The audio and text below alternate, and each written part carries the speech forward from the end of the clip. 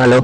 तो आज हम कक्षा 10 के चैप्टर 2 का बहुपद के शून्यांकों के योगफल और गुणनफल के बीच में संबंध को निकालना जानेंगे। कैसे निकालते हैं तो उसका फार्मूला सबसे पहले देखते हैं क्या होता है। तो alpha plus beta is equal to क्या होता है, माइनस का बी बटा ए होता है, ये शून्यांकों का योगफल है।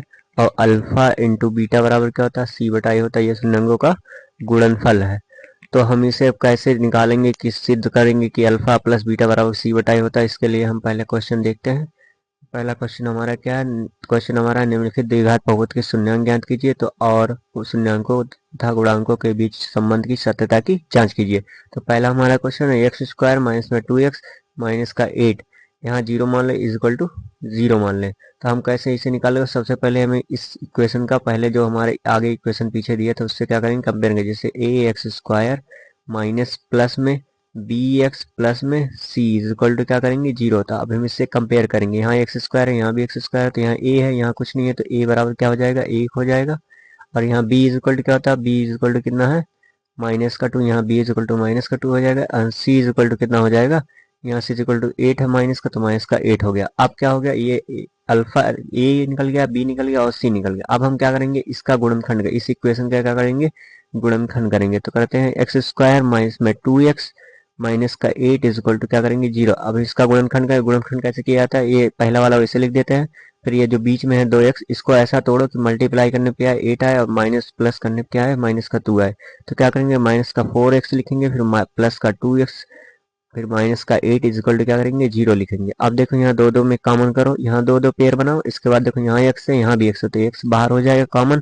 तो यहाँ डबल x था, यहाँ एक x बचा, फिर माइनस यहाँ 4 बचा, फिर यहाँ ब्रैकेट बंद, यहाँ ये बाहर हो गया, फिर यहाँ प्लस लेंगे। यहाँ देखो ये भी दो से कटेगा, ये भी दो से, दो बाहर हो गया, तो क्या बचा x, यहाँ 4 टू जाइए 4 आ गया, ये बंद हो गया, इज इक्वल टू क्या करेंगे, जीरो। अब हमारा देखो ये दोनों सेम में आया है, तो इसे क्या करेंगे, एक ब्रैकेट में कर लेंगे और इसे क्या करेंगे, एक दूसरे ब्रैकेट में कर लेंगे, प्लस का टू इज इक्वल टू क्या करेंगे, जीरो। अब हमें क्या करना है, अब हम शून्यांक निकालने के लिए इसे क्या करेंगे, एक बार मानेंगे यदि, यदि लिखेंगे, यदि x minus 4 is equal to क्या मान लें, जीरो मान लें, तो x इज इक्वल टू कितना आ जाएगा, इधर माइनस इधर आएगा प्लस का।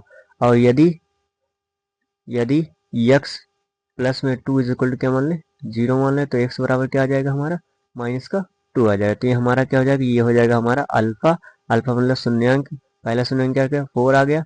फिर ये दूसरे वाले क्या मानेंगे, बीटा, बीटा क्या हो जाएगा हमारा, माइनस का 2। तो हमारा अल्फा क्या गया 4 और बीटा क्या गया माइनस का 2। तो हमारे शून्यांक आ गया। हम निकालते हैं शून्यांकों के बीच का संबंध। तो अगले पेज पे चलते हैं, शून्यांकों के बीच का संबंध। तो पहला संबंध हमें निकालने क्या है, शून्यांकों के बीच का योगफल। तो शून्यांकों का योगफल क्या होता है, शून्यांकों शून्यांकों का योगफल, का योगफल बराबर क्या होता है, शून्यांकों का योगफल बराबर होता है माइनस का बी बटा ए। शून्यांक क्या है, अल्फा प्लस बीटा बराबर क्या है, माइनस का बी बटा ए। अब हम देखेंगे हमें अल्फा और बीटा का मान कितना दिया था, हमें अल्फा बराबर कितना दिया था, प्लस का 4 दिया था, और बीटा बराबर कितना दिया था, माइनस का 2 दिया था।